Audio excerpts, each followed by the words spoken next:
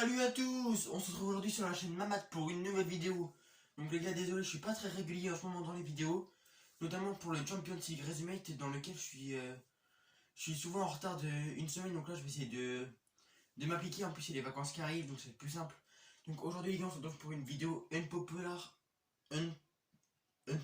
opinion football. Donc tout d'abord, il y en aura 5 ou 6. Donc vous me direz dans les commentaires si vous êtes d'accord avec moi. Donc on commence tout d'abord avec la première. Donc pour moi, Yaya Touré est top 3 meilleur milieu de terrain all time. Parce que quand on voit ses accomplissements avec tous les clubs avec qui il a joué, comment il a pu s'investir dans chaque club où il a joué, ses statistiques pour un milieu de terrain, c'est pas mal. Sa qualité de coup franc, tout. Pour moi, c'est un excellent joueur. Pour moi, il est dans le top 50 all time, tout poste confondu, toute époque confondue. Donc maintenant, on peut passer à la deuxième. Donc pour la deuxième, du coup, j'ai décidé de m'attaquer à Diego Maradona. Donc pour moi, Maradona n'est pas un top 10 all-time des meilleurs joueurs. Donc si vous me demandez une justification, je peux vous dire énormément de joueurs. Ronaldo, Messi, Pelé, Zizou, Shevchenko, Kaka, R9, Ronaldinho, Neymar, même je trouve même Neymar meilleur. Et j'en ai encore oublié quelques-uns. Mais pour moi, Maradona, même si certains pourront dire que c'est vrai, j'ai pas vu cette époque, mais il n'a pas accompli tout ce qu'a fait chacun. Par exemple, Kaka Ballon d'Or, Shevchenko Ballon d'Or, Messi 7 Ballons d'Or, Ronaldo 5 Ballons d'Or.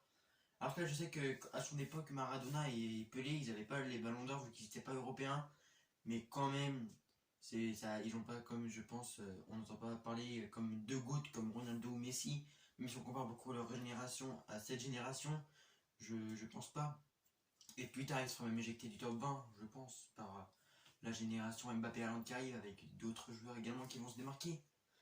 Donc maintenant, je peux même maintenant passer au prochain. Donc pour moi, l'Argentine n'est pas top 6 nation de tous les temps. Donc là, je parle bien niveau accomplissement, pas joueurs qui sont passés par là-bas, mais accomplissement des nations, leur impact sur le football national, même si l'Argentine a la Coupe du Monde, c'est vrai.